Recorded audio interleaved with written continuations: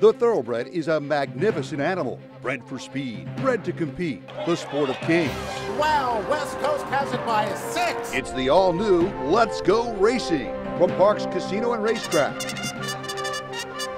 It's action-packed and fun for the entire family. 3 of them are right together with 1 furlong to go. Let's Go Racing is brought to you by the Pennsylvania Thoroughbred Horsemen's Association. It's fun to see them run. Welcome to Let's Go Racing. Danny Gibson and Dick Girardi here on the Parx Racing third floor studio, bringing you on today's show. We're going to take a look back at the Breeders' Cup from Keeneland and Lexington, Kentucky, and the amazing performances including Flightline and Caravel, our Pennsylvania bred winner in the turf spin, and the incredible emotional story surrounding the Dirt Mile winner, Cody's Wish. But Flightline really was the headlining story and just that magnificent performance that we saw in the Classic. Yeah, I mean, everybody was waiting for weeks, Danny, ever since the Pacific Classic. All right, would Flightline get there? How would he be when he got there? Could he possibly run like he did again against, obviously, the strongest field he'd ever faced, including Life is Good as a multiple Grade 1 winner, the Kentucky Derby winner, the Travers winner, the Pennsylvania Derby winner. I mean, Grade 1 winners in the starting gate. Could he possibly live up to the hype? Well, I think he did. One word, Flightline. It was some show. A really stellar field. Here is the call of the Breeders' Cup Classic. Flightline broke very well. Life is Good goes out to the early lead. Flightline will be second early on, and Hot Rod Charlie came out running in third. Epicenter is guided to the inside, then Olympiad, followed by Taba. Rich Strike is second last, and Happy Saver the trailer. And it is Life is Good and Flightline, and they're going at each other early on. That opening quarter mile was a quick one, 22.55 seconds. Life is Good is the leader. Flavien Prat keeps Flightline a length and 3/4 behind, running in second by a 5-length gap over Hot Rod Charlie in third. After that, Taba begins to move on the outside of Olympiad. And then comes Epicenter and Rich Strike. Happy Saver is the trailer. Let's check out this half mile. It's going to be quick. It was 45.47 seconds. Life is Good up the backstretch in front by 2. Flightline continues to sit second up the backstretch under a patient Flavien Prat, who just took a peek behind. They've opened up 9 lengths on the rest of the field. Hot Rod Charlie is next, then it's Taba. So they make their way into the far turn. Life is Good by 2 over Flightline, and it's a long way back to the rest. Hot Rod Charlie is third at this point, and they're making their way around the far turn. And it is still Life is Good. He's got a 2-length lead. Flightline now beginning to move on the outside. Life is Good by a length. Flightline on the outside second. 8 back to Hot Rod Charlie. Then Taba to the outside. They're coming to the top of the stretch. Life is Good and Flightline hook up as they turn for home. And Flightline takes off. Flightline has gone right by Life is Good and comes into the final furlong with a 3-length lead. Life is Good trying to cling to second. Taba is third, down to the 16th pole. It is Flightline. It is spine-tingling, jaw-dropping, awe-inspiring, Secretariat-like Breeders' Cup Classic win. He won it by 8 lengths on the wire. And that was Olympiad. Flightline doing what champions do and just won magnificently. Certainly a performance we'll be talking about for years to come. Yeah, no doubt, Danny. And as you're watching the race, I mean, they're running these crazy fractions, right? He's chasing Life is Good. Irad Ortiz is thinking, man, I'm gonna drop this horse at some point. And of course, he couldn't do it. The horse never got away. And Prat is looking behind him at like the 5/8 pole. I'm going, oh, how much horse does he have? The answer was all the horse you could possibly have. Wins by 8, 121 buyer. We were hoping that we wouldn't get the announcement that we got the next day. Maybe he'd run, no. Retired to Lane's End, 40 shares. It's a number of different owners. Our buddy Terry Finley owned 17.5%. Now he owns 15% because he auctioned off 2.5% of Flightline, and they got $4.2 million. That makes the valuation $184 million. I don't think that's really the number, right. But divided into 40 shares, it's a great place to be if you have a number of shares, and Terry surely does. Oh, well, I was hoping I'd win the Powerball, as we all were, because we all would have been going in for Flightline. Absolutely. Just Flavien Prat, it was so cool they had that jockey cam on here. Here's more with the winning connections. Run away from those horses like he did, and to see those horses, you know, really everyone a Grade 1 winner, I was like, either this is going to be really good or we're going to have some problems. So I think it was one or the other as they went into the far turn. But I saw him, you know, he gave him a break, and he just gave him a shot to kind of throttle down a little bit. And obviously Flavin has a lot of confidence in this horse, always has, and I think that confidence is warranted. So, you know, just delighted. How do you describe greatness? You know, this is a rare horse that happens every 20 or 30 years, one of the best American racehorses we've seen in a long, long time. And I'm talking back to Secretariat, Seattle Slew, you know, you go through the list. And what I've tried to be is a good steward to him, you know, be fair with him. And if you're good with your horses, they're good with you. Flightline, certainly a horse that we'll be talking about for many years to come. Well, we're going to head to our first break. When we come back, a very fast Pennsylvania bred on the turf. We're going to talk about one of the most emotional stories surrounding the Breeders' Cup this year, all coming up. The Pennsylvania Thoroughbred Horsemen's Association is the advocate for Parx Racing's horsemen and has worked hard to secure better lives for the hundreds of trainers and their families that work in the thoroughbred racing industry. Our horsemen benefit from medical coverage, trainer pension plans, and increased purses. Thanks to these horsemen, racing at Parx is the very best, providing entertainment for you and the entire family. The Pennsylvania Horsemen are proud to be part of the community and introduce a new generation of fans to the sport of kings. Here in Pennsylvania, we're proud of our breeding program, the best in North America, but we're also proud to be leaders in this industry. The PA Horse Breeders Association is funding cutting-edge research at Penn Vet to detect gene doping in thoroughbreds. And we endorsed the SAFE Act to help end the slaughter of American horses. Plus, we're pleased to support the aftercare programs set up by our horsemen's groups. Just a few of the reasons why you should join us in Pennsylvania, the premier place to breed and race. Could your favorite casino app be even better and faster than ever? You bet! Because the all-new BetParx app has been built around what you really want. With easier sign-up, faster withdrawals, and all the slots and table games you love.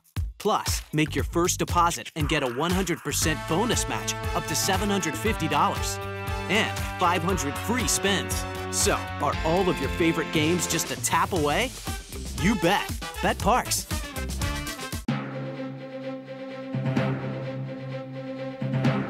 Welcome back to Let's Go Racing. Our national coverage is brought to you by the Chapman Auto Group. If their emblem is not on the back of your car or truck, well, you did pay too much. We're going to go back to the Breeders' Cup. It's the Turf Sprint.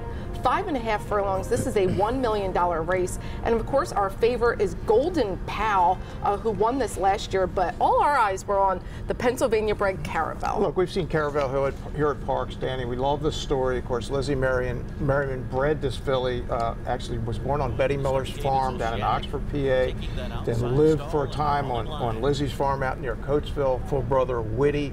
Remember, had to sold the horse, most of the horse last summer, not this summer, summer before, to Bobby Flay. Yep. She was training the horse and then transferred to Graham Motion's barn and was sold again to New Interest, and now Brad Cox has. But the bottom line is, she's still a Pennsylvania bred, and we love Caravel. Absolutely. A girl taking on the boys. How about that? Here's the call of the Turf Sprint. Golden Pal has to come from off the pace. He hopped in the air at the break, and now he's 4 lengths behind, just to the outside of Highfield Princess. Then Flotus and Gold Bears go. Taking up was Campanelli between horses. Creative Force, Noble Crowd is next on the outside. On the far outside comes Oceanic. So they make their way to the top of the stretch here, and it's Caravel who turns for home on the lead. Caravel on top, a length and a half. Highfield Princess and Golden Pal, both with work to do. Artima City Limits and Maratti Anna is charging through an opening on the inside.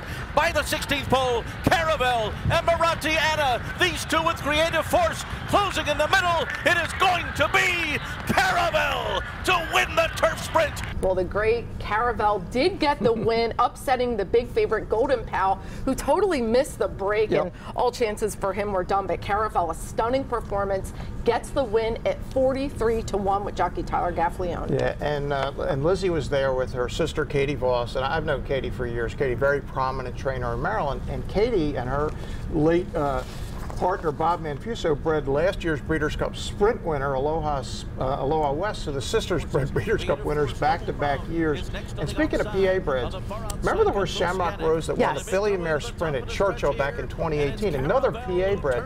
Well, she just sold at Keeneland and foaled of Curlin for $3 million. So the PA breds are having a pretty good time in Kentucky right now. Yeah, and as we talked about, our purses are going to increase for our Pennsylvania bred maiden special weights, allowance races, and also open. It's a great time to race here in Pennsylvania and own a Pennsylvania bred. I'm proud to breed one this year. To be a PA bred.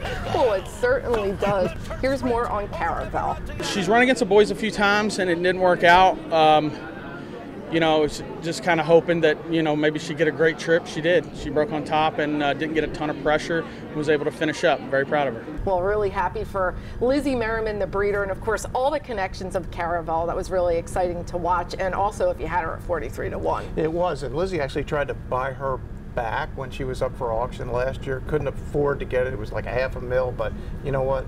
Breeding a Breeders' Cup winner is forever. Absolutely, it certainly is. Well, let's stick with the Breeders' Cup. This is the Dirt Mile. It's a $1 million race, and our favorite is the Godolphin owned and bred Cody's Wish, the big 4-year-old colt. Yeah, Cody's Wish is such a cool story beyond just the racing, and his most recent start won the Forgo and upset Jackie's Warrior. Yeah, nice horse. And our second choice is going to be on the second page, Cyberknife. How did I not know that? Yeah, who ran in our PA Derby, ran third, has obviously had a great year with the 3-year-olds, and this race messed my whole weekend up because I was going to make a huge bet on Laurel River, who was scratched, unfortunately, on Friday. I do remember you saying that, and also informative scratch. Yes. Our Parks horse, he did get a little sick. He's fine now. Simplification is in there, who of course ran in the PA Derby and was stabled here with Antonio Sapp. Yeah, so still a Parks interest. Here's the call of the Breeders' Cup Dirt Mile. Cody's Wish is second last. Senor Buscador is the trailer as Pipeline and Flavian Pratt make the early pace onto the backstretch. Gunite's a length and a half behind, running in second. 22.2 is Sharp, opening quarter mile. Slow Down Andy is third on the inside. And then it's Cyberknife in fourth. He's got 4 lengths to make up. Simplification is next by another 2.5. Then Law Professor on the outside. 3 Technique has the rail. Senor Buscador and Cody's Wish are biding their time. 9 lengths from front running Pipeline. Pipeline has run the first half mile in 45.71 seconds. It's a demanding pace as they race past the half-mile pole. And then on the outside comes Gunite running in second. Cyberknife is getting going, and here comes Cody's Wish. Cody's Wish in the blue colors, blazing by horses on the far outside. He's up into fourth now, and he's heading toward the front runners on the far turn. It is Cyberknife on the outside. At the rail, Gunite, Cody's Wish coming up on their outside, and the 3 of them will turn for home together, and they're into the stretch. It's Cody's Wish and Cyberknife. Slow Down Andy in between horses, down to the final 16th. Cyberknife on the inside, Cody's Wish on the outside, down the center of Slow Down Andy. They're coming down to the finish. Here's the wire. Oh, the wish has come true. That one's for you, Cody. Cody's Wish gets an emotional win. Of course, we all were really great to see the NBC story of Cody and his family. Cody Durham, of course, was born with a lot of physical challenges and health issues. He made this incredible bond with Cody's Wish, who was named after him after getting to go to the Godolphin farm with the Make-A-Wish Foundation, an absolutely fabulous foundation. And, you know, Cody's Wish never won a race until Cody Durham came to the racetrack. And here is more on this incredible story.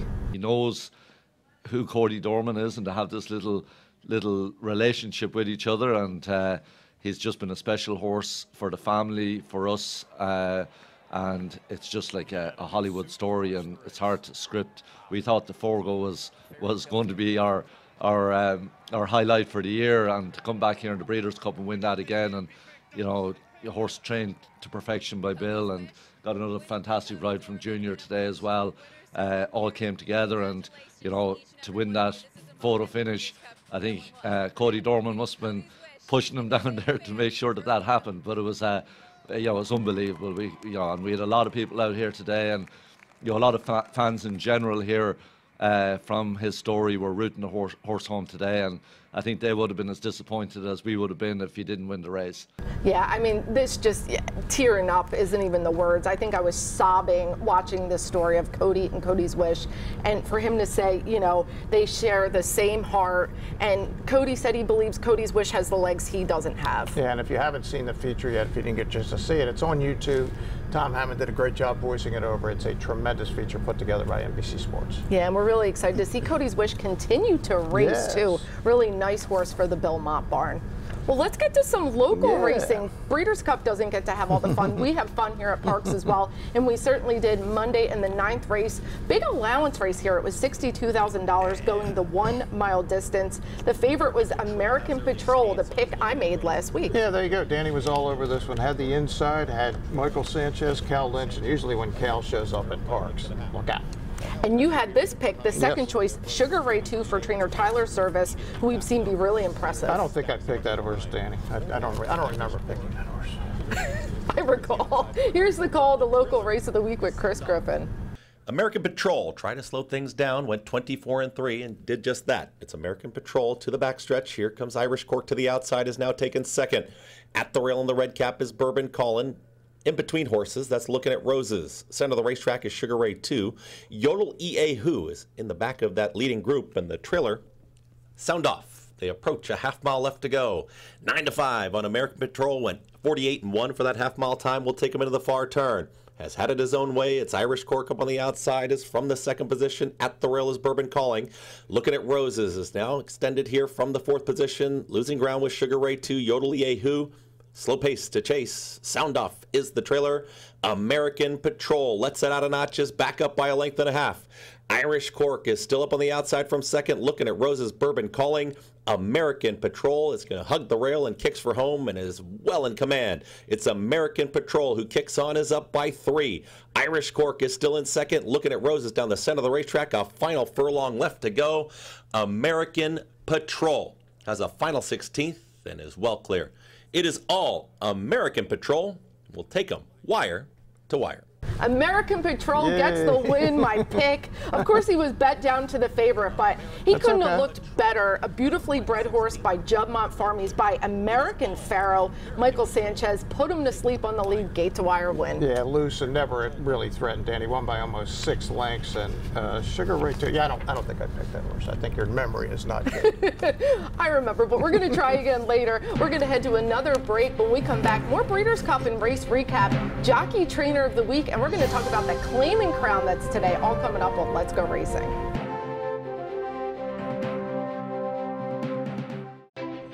Turning for Home is a nonprofit that has provided nearly 2,800 former racehorses with a safe retirement. The program was created through the foresight of the Pennsylvania Thoroughbred Horsemen's Association. We all love animals, and to give back to something that helps us so much, it's a great thing. Responding to the need for a better system that addressed the uncertain future for the retiring equine population at Parks Racing, the PTHA rallied horsemen to support the program. These horses can do anything from hunter jumpers to western to therapeutic riding. Turning for Home became the first on-track retirement program at a year-round racetrack. We want to make sure that our horses that have run so well for us over the years get the great opportunity to get a new vocation. Out of everything that we've done in Pennsylvania for racing, I think that's the thing we can be most proud of. If you would like to help these amazing animals find a great second career and forever home, please give us a call or contact us at turningforhome.org.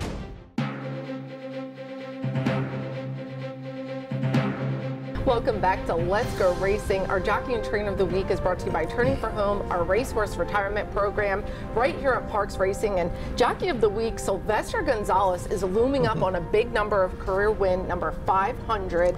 And he had a nice win with our Trainer of the Week, Kate DeMasi, who unleashed 2 really nice maidens. Yes, she did.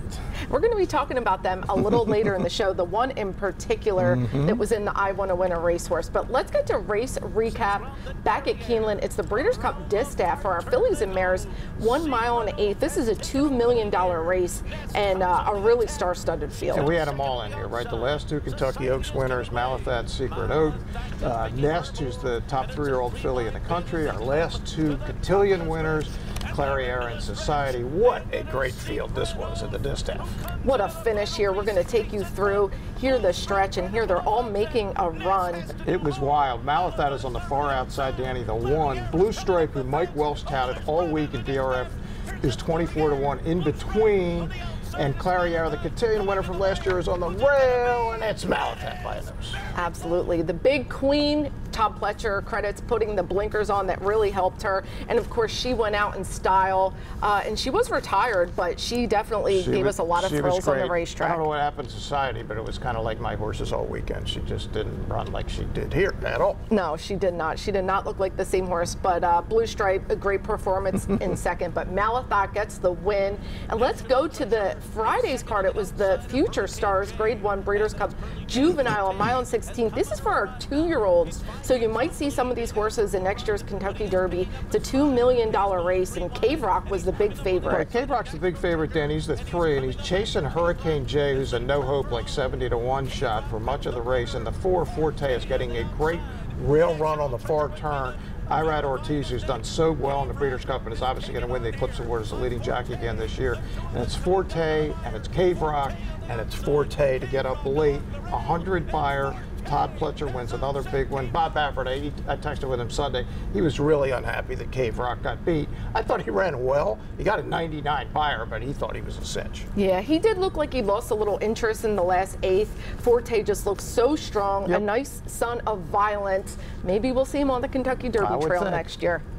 Well, the Breeders' Cup was very exciting, that's for sure. But let's get to Eye on Racing. I'm going to Kentucky. I'm going to be under the Twin Spires at Churchill Downs. Twice in a year, Danny. Twice in a year. Churchill. Philly goes to Churchill, but it's the Claiming Crown, and that celebrates claiming horses, and it's become really popular with our Parks horsemen. Of course, Claiming horses are the backbone of the industry. How many horses do you think we'll have down there? We'll have about 11. 11, okay. So some of the trainers you can look out for: John Kirby, Bobby Moscow, Elliot Soto Martinez, Ron Abrams, Jamie Ness will have a few.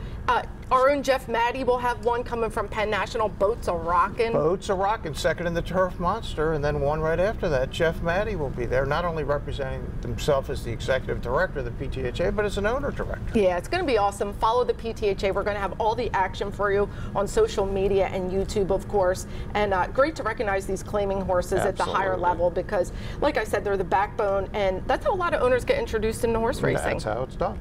Well, we're going to head to our final break. When we come back, follow the story of I Want to Win a Racehorse, because we had our contest and our horse ran this week. It was very exciting, and Dick and I are going to try to make you some money. I'm going to see if I can make a pick that wins this time.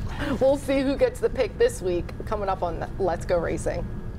If you want action and you want it now, you got to get the new Parks Racing mobile app. Wager and watch thoroughbred and harness racing from around the world. With the Parks Racing mobile app, it's easy to open and fund your account. Then place your wagers and cheer on your horse as they thunder down the stretch. With the Parks Racing mobile app, you'll easily make withdrawal requests, view the previous day's replays and results. Plus, open any new account now, and you'll be automatically enrolled in a Parks Rewards program. The more you wager, the more you earn. Get the new Parks Racing mobile app and get in on the action. Racehorses are pampered, treated with care, and loved. Nothing is more important than their health and their safety. We do right by them, and they do right by us. The hard-working folks who proudly earn our living in Pennsylvania's horse racing and breeding industries. Horse racing is a lot of fun. But it's so much more. It provides tens of thousands of jobs. Jobs, and billions in economic impact each year. All across the Commonwealth. Horse racing in Pennsylvania. It's a winner.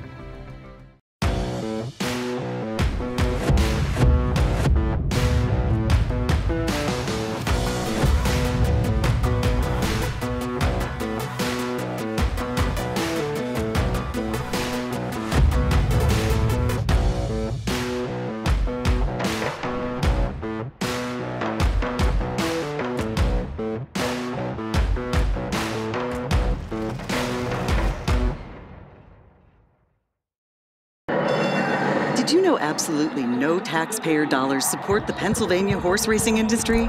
In fact, racing generates $1.6 billion that pays taxes, creates jobs, and more, right here in Pennsylvania.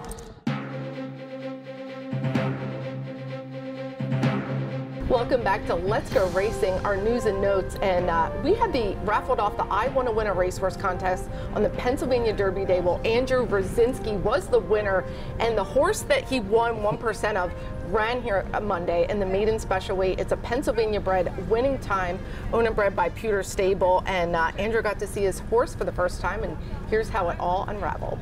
It's always been a dream of mine, so hopefully one day I could be a full owner, but not just the small percentage, but we'll get there one day. He's toned up pretty good though. Looks strong on the front end. Looks like he might have a good kick early, I like that. Strong on the front end. Hopefully he goes to the lead. See how it goes. He's a horse we raised. He's a full brother to Word on a Wing, and he's been doing everything right. Your contest winner, Andrew, is so excited over there. I'm sure he is. It's very exciting for all of us. It's always exciting when you have a first timer. And ownership, so important to this business.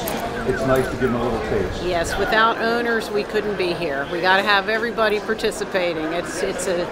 Everybody makes the world go round. He looks good though. And he's starting to calm down too. And they're off.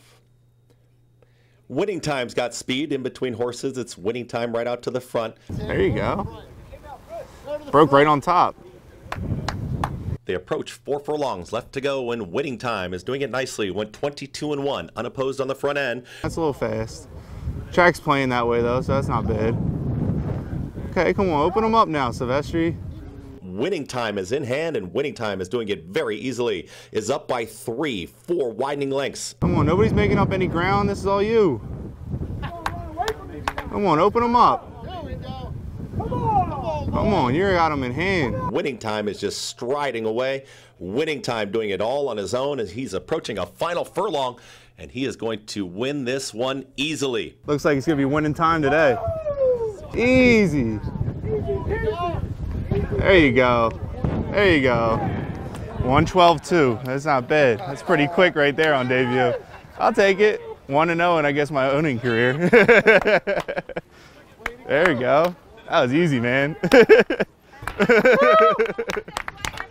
We had everything our own way too. He broke really well, so you always hope for that for the first time. He's a winning owner for the first time. How about that, Andrew? That's pretty cool. It's pretty cool. It's pretty cool. Yeah, we need to get more of it. Yeah, it's fun, 1-0. Why not? It's not this easy. Oh, no, it's not. Not at all. Not at all. Hopefully every race is that easy, but it's not. You couldn't have wrote that any better. How about that script? And just so happy for Andrew and, of course, all the owner, the breeder. I mean, everyone involved. So much time goes into these horses, and hopefully some more winning from Winning Time. I think that's not the last time that horse wins. No, full brother to Word on a Wing. That's a nice horse right there. Well, let's see if Dick and I can make you some money. We're going to look at Monday's 9th race, and it's going to go 6.5 furlongs here, and optional claiming $16,000. I'm making this easy, Danny. The judge and jury, Jamie Ness, Ruben Silvera. I'm not playing around here. All right. Dick is going for the kill this time because I've won the last couple of times, but I really like Float On, but I'm going to go with Jump Shot. He's my boy. He never lets me down. The 6.5 furlongs is his favorite distance. Sylvester Gonzalez knows him the best, and I'm going with Jump Shot. All right. We'll see. Well, we'll see who gets the win next week, and make sure you follow all our coverage at the Claiming Crown today. Good luck to all of our Parks horsemen, and come hang out with us here at Parks. We race Monday, Tuesday, and Wednesday. Of course, post time is 12:25. Well, thanks for watching Dick and I this week, and we'll see you next week on Let's Go Racing. And they're off. Skippy Longstocking has early speed. We the people from in between horses. Taba has got the lead now. It's Taba in the center of the racetrack, but Taba is drawing away, and Taba with Mike Smith, they win the Bet Parks Pennsylvania Derby.